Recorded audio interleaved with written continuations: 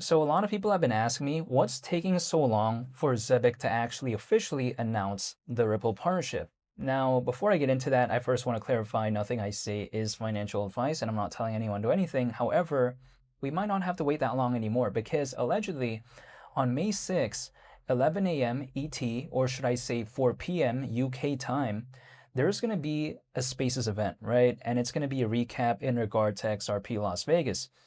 And of course, we do know that Simon, the CEO, he's going to be speaking there.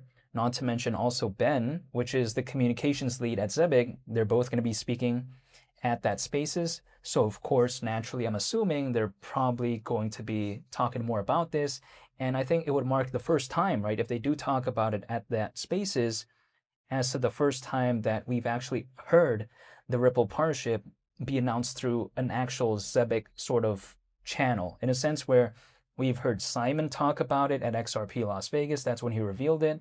We also heard Simon talk about it on the Paul Barron podcast, but we haven't heard it actually from Zebec themselves, in a sense, right? So again, that could very well mark the time in which Zebec would hypothetically be announcing that officially. However, there is a theory as well that some people may kind of think about, in a sense where what happens if they don't mention anything about that in that Spaces? Again, regarding the Ripple partnership, which maybe could be the case.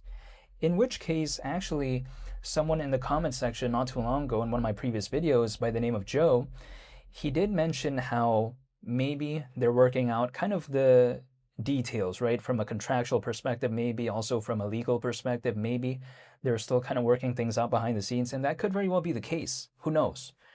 But it wouldn't surprise me if maybe that was, because sometimes these projects out there, they do, right, have partnerships. It's already kind of greenlit in a sense where they already agreed to it. All parties are like, okay, yeah, let's have a partnership. But then they still need to work out things from a kind of contractual perspective and stuff like that. It's like, for instance, in Shark Tank, when we watch that TV show, usually sometimes we see, Mark Cuban or let's say Kevin O'Leary or one of the other judges, right? When they say, okay, yeah, they're going to believe in this company, they're going to be a partner or whatever. Sometimes we see later on social media that the deal fell through. And the reason sometimes I see is because, they already agreed with it, but then maybe they take a look at the financials, maybe they take a look at the balance sheet, and maybe, it isn't such a match. But in this case, people like to say, well, what happens if Simon, let's say, already said, hey, we're going to have a Ripple partnership, then let's say later on it falls through from the contractual perspective. Now, when it comes to that, I don't know if that could very well be the case because unlike, Shark Tank, where the judges, they're kind of putting their own capital towards someone's business, this is just like a pure partnership, which is beneficial for both sides, right? Ripple, when I take a look at Zebec, they're both focused on the global trade and finance space. And also, if I take a look at it, there is an aspect of payrolls when it comes to that partnership. I mean, in theory, who knows what will happen exactly, but I just view it in a little bit of a different perspective, in a sense where when it comes to, let's say in Shark Tank, again, these judges, they have to put their own capital. In this case, it's just like a partnership between Ripple and Zebec. It doesn't have those sort of kind of barriers, right? It doesn't have those sort of burdens, in my opinion. So I think the likelihood of that partnership kind of failing in that second stage, so to speak, I don't know if the chances are that high because we've already seen Simon go to the Ripple office in London. We already see Simon literally announce the Ripple partnership at XRP Las Vegas, by the way, and he spoke right after Brad Garlinghouse. So yeah, I mean, unlike Shark Tank, I think it might be a little bit of a different case here. I'm probably assuming that Simon already got confirmation from Ripple that, yeah, they're going to have a partnership with Zebec, but then maybe they're still working out the finer details. That's just what I'm assuming, though. We'll wait and see, right? I'm not a part of their team or whatever. I don't know what's going on exactly behind the scenes, but I'm just analyzing from what I can see so far, from what they post and from what Simon has announced recently. However, beyond that point though, now when it comes to this specific Spaces event, people like to say again, this is kind of boring and all this, but we have to consider, they're going to basically recap what they did at XRP Las Vegas and what went on there, in which case is going to give a better clarification. The reason why I've seen Simon, the CEO of Zebec, announce a Ripple partnership and stuff like that is because I actually take a look at Zebec more in depth Whereas some of my friends out there, they don't really consider all this type of stuff. They just want to hear it, okay, what's going on from the official channels only. They don't care about searching up random clips. They don't care about looking at random interviews. Sometimes they just don't care about that. So if in that spaces, they do further clarify the Ripple partnership, that I think would create a better change in sentiment. It probably won't make Zebec just randomly do amazing movements overnight. I don't think so, but at least from a fundamental perspective, it's going to give a lot more clarity for the more casual kind of holders when it comes to Zebec, the ones that really don't care too much about what's going on, but they care about what's generally going on. So I think that spaces would really make a big impact, at least when it comes to the sentiment in regard to Zebec.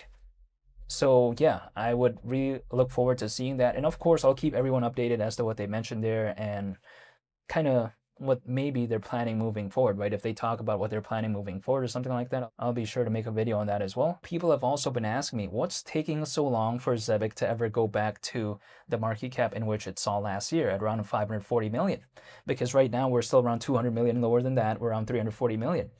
But the thing is, it's going to take probably Bitcoin to go back to 100,000. Who knows? That's what I'm just assuming, just because Zebec, due to the fact that it's not such a small project, it needs a broader change in market sentiment to make any sort of significant move like that. Now, we've seen a slight recovery because of the Stellar partnership and also from the CEO of Zebec announcing a Ripple partnership.